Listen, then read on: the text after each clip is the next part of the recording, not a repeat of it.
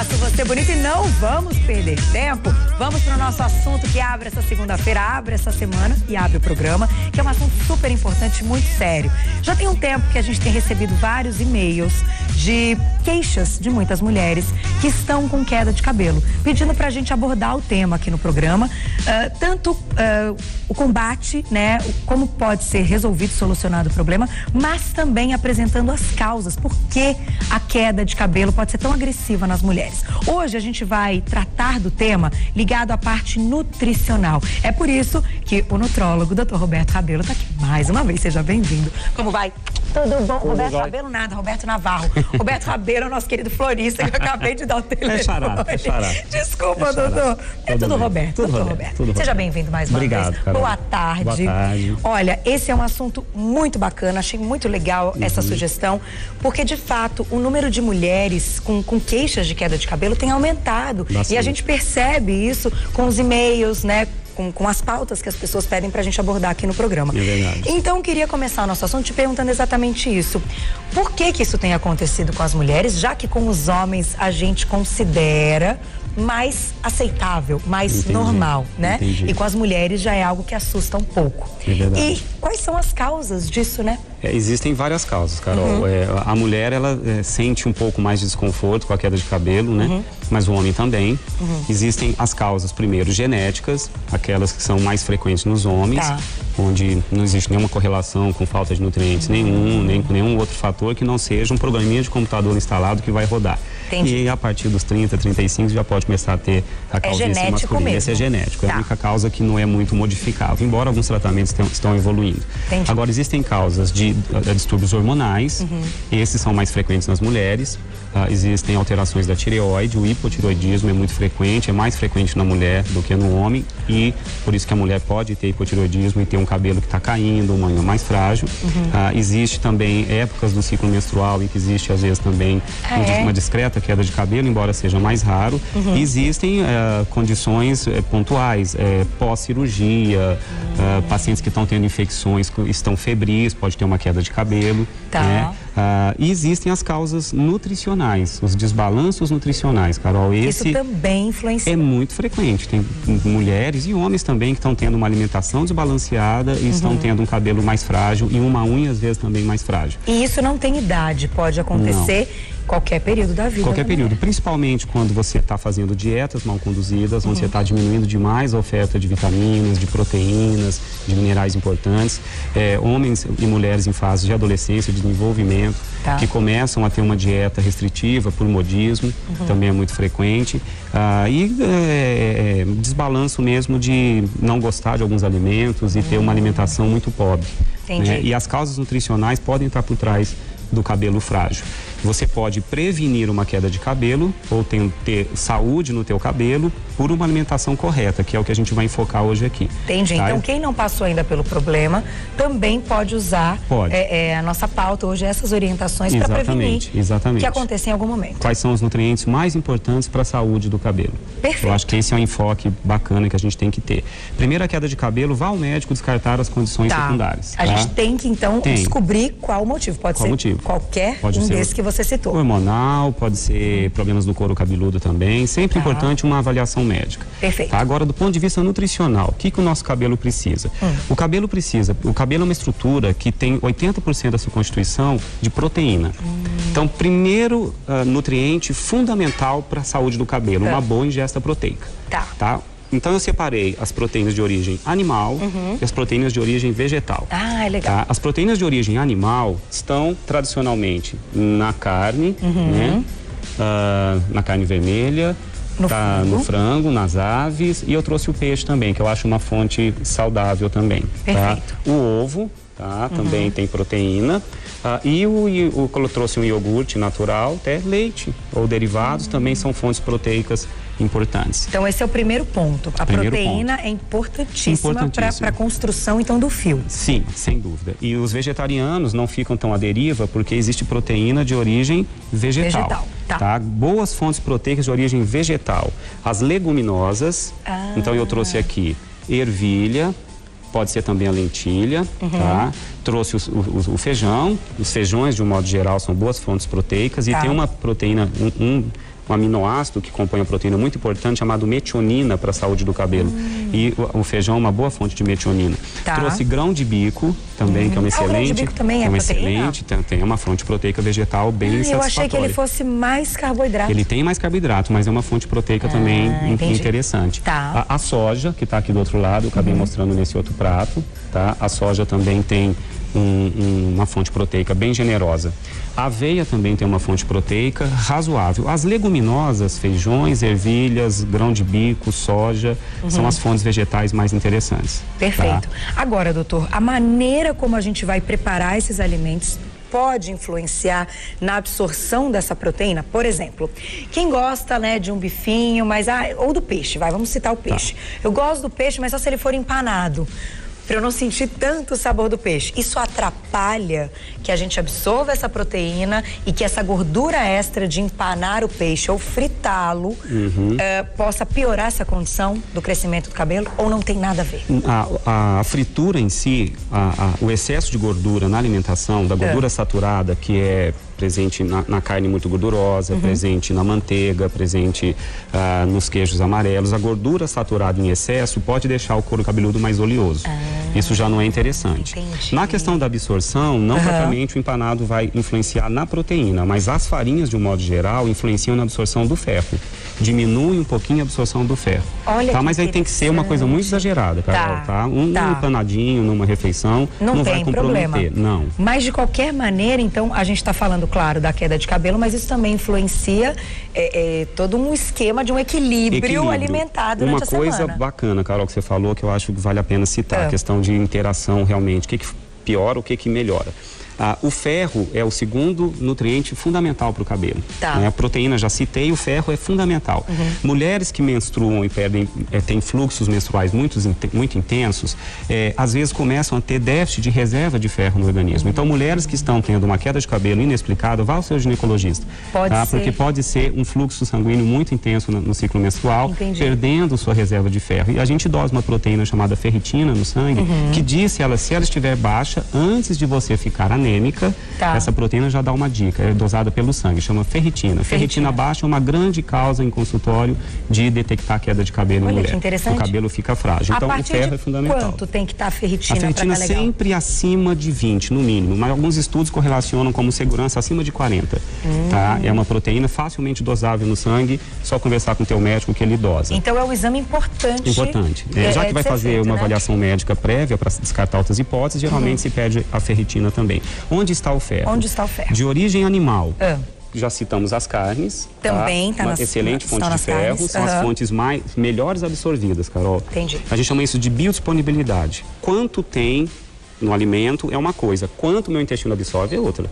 Tá? A gente chama isso de biodisponibilidade. Então, o ferro de origem animal tem uma excelente biodisponibilidade. Ou seja, absorve bastante. Do que tem ali, 90% a 95% é absorvido. Certo. O ferro de origem vegetal tem uma absorção bem menor. Só que para melhorar isso, a gente pode acrescentar os cítricos, a vitamina C, que facilita a absorção do ferro de origem vegetal. Era isso que eu ia te perguntar. Então, a gente tem um artifício para aumentar a absorção do organismo? Tem. O que diminui a absorção do ferro é o cálcio. Então, para quem está precisando de ferro, ingerir, por exemplo, um leite ou um queijo junto de uma refeição que contém ferro não é interessante. Ou você tomar, de repente, quem toma a cápsula de ferro, quando o médico, claro, prescreve. Se ela tomar com leite, não vai... O cálcio diminui um pouco a absorção do ferro. Entendi. O que aumenta a absorção do ferro de origem vegetal, de origem animal, não sofre influência da vitamina C. O ferro está presente aonde, de origem vegetal? Nos vegetais verdes escuros. São fontes generosíssimas. Eu coloquei aqui a couve, a rúcula, agrião, espinafre. Os vegetais verdes escuros, eles têm muito ferro. Entendi. Aí coloca-se, para temperar essa salada, um limão, né? Você pode jogar um limãozinho. Aí a gente aumenta. Ou pode chupar uma laranja, né? Logo em seguida de uma refeição que tem o ferro de origem vegetal. O ferro também está presente no vegetal, nas oleaginosas, castanhas, nozes, amêndoas. Presente também na aveia. Olha que bacana. Presente nas leguminosas, não em quantidades altíssimas, mas são fontes também importantes. Principalmente para quem não gosta do ferro de origem animal, que não come carne, não toma leite. Tem que substituir. Você tem que caprichar mais no ferro de origem vegetal. E potencializar a absorção com a vitamina C. Tá? Então, vamos fazer o seguinte, paramos no ferro, vou dar um recadinho, já volto. Perfeito. Por quê? Falamos da proteína, falamos do ferro. Muita gente deve estar até colocando a mão na consciência, assim, falando, não tenho comido muito desses alimentos ou tenho ingerido da maneira errada.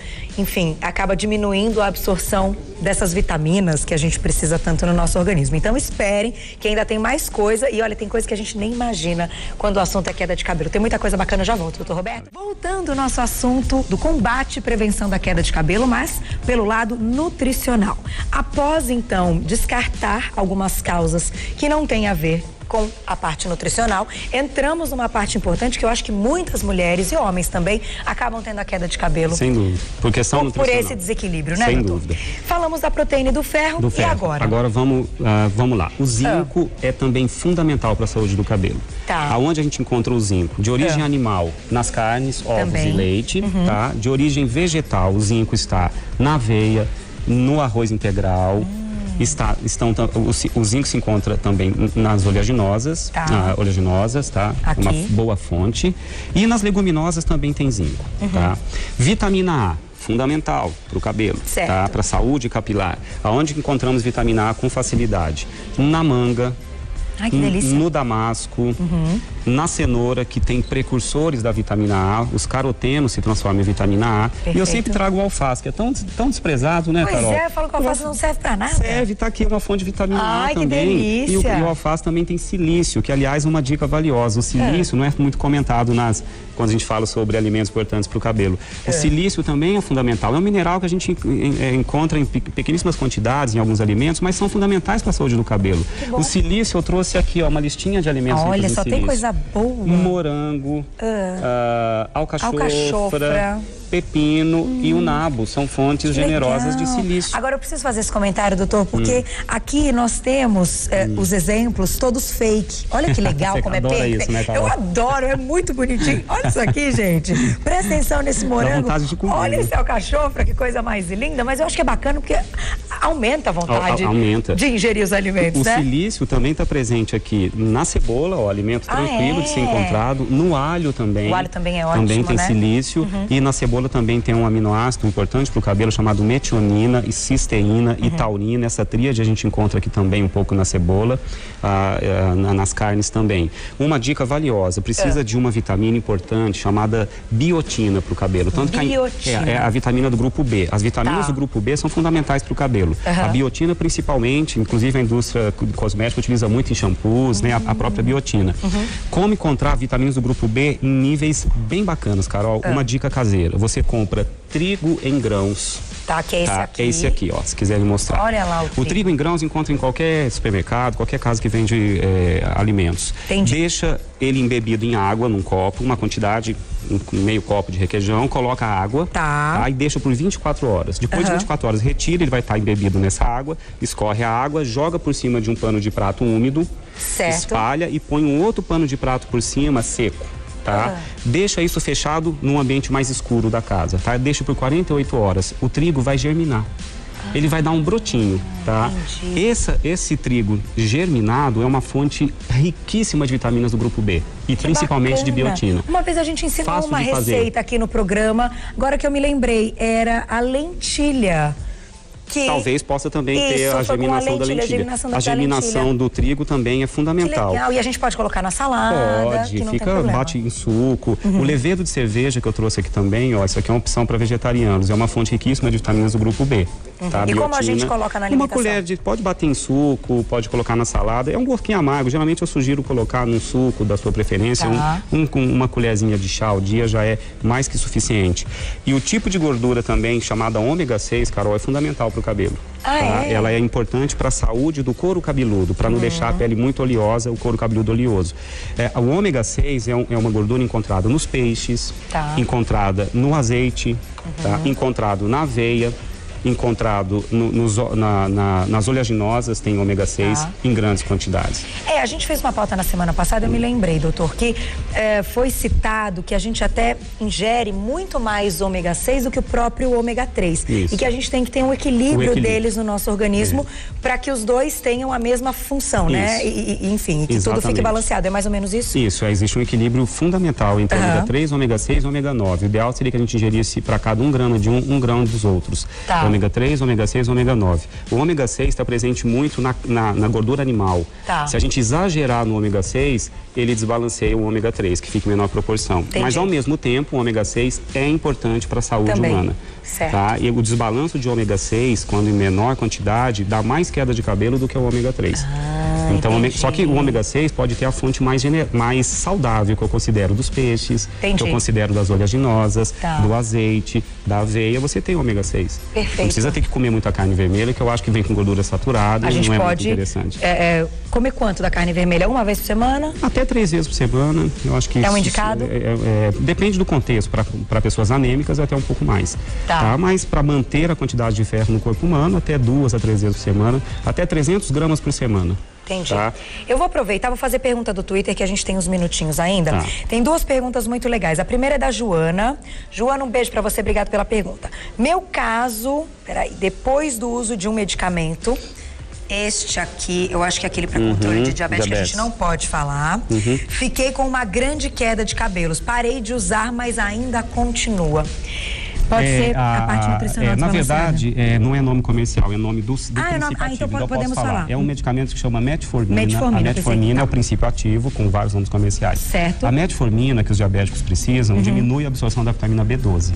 E a vitamina B12, todas as vitaminas do grupo B, B1, B2, B3, B5, B6, B9, B12 e a biotina também. Todos eles são importantes para o cabelo. A B12 também. E a metformina diminui a absorção da B12.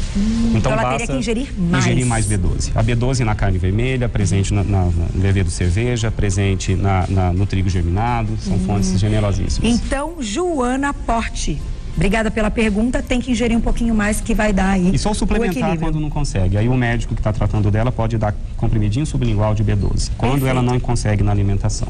Eu vou fazer só mais uma, que é da Eli, que a Eli participa tanto com a gente, é uma querida. Eli, um beijo pra você. Carol, minha ferritina está 17. Gineco, tudo ok. Minha dermato me encaminhou para um hematologista. Muita queda de cabelo. O que o doutor me indica? Eu acho que ela quis escrever para caber nos caracteres. Bom, a ferritina dela, teoricamente, tem que subir um pouco, né? O mínimo é até 10, mas abaixo de 20 já pode ser uma oferta suficiente de ferro. Tem que estudar as causas, se é uma absorção, se é déficit nutricional, ou se ela está tendo perda de sangue por algum órgão que não está sendo perceptível, pelo intestino. Aí uma investigação médica detecta isso com muita facilidade. De qualquer forma, aumentar a ferritina já vai ajudá-la? Vai ajudar, provavelmente. Né? E outros nutrientes também importantes, né? Só posso te agradecer mais uma vez. Doutor Roberto Navarro arrasa, sempre uma aula maravilhosa, e é ótimo que a gente pode aprender muito. E além de tudo, essa orientação que falta para que a gente tome as decisões certas no nosso dia. Por isso que eu gosto tanto quando você vem ao programa. Obrigado mais uma vez. Se você tiver dúvidas dessa ou de outras pautas, é só acessar www.robertonavarro.com.br. O site é muito legal. Eu às vezes tenho uns textos bacanas. Lembrando, eu quero dizer uma coisa, aproveitar que a Malu tá aqui. A Malu fez um sucesso o dia que ela veio cozinhar, vocês lembram, né? Esposa do Dr. Roberto, ela vai voltar, porque eu andei fuçando lá no site, no pé da cozinha, e vi uma receita que depois eu te passo, que eu quero que você faça. Fiquei enlouquecida. Aguardem que nós vamos aprontar muito aqui na nossa cozinha. Obrigada mais uma vez. Você, adorei. Volte logo, daqui 15 dias vai passar muito rápido, que a gente já vai ficar com saudades. Obrigada, doutora, até a próxima.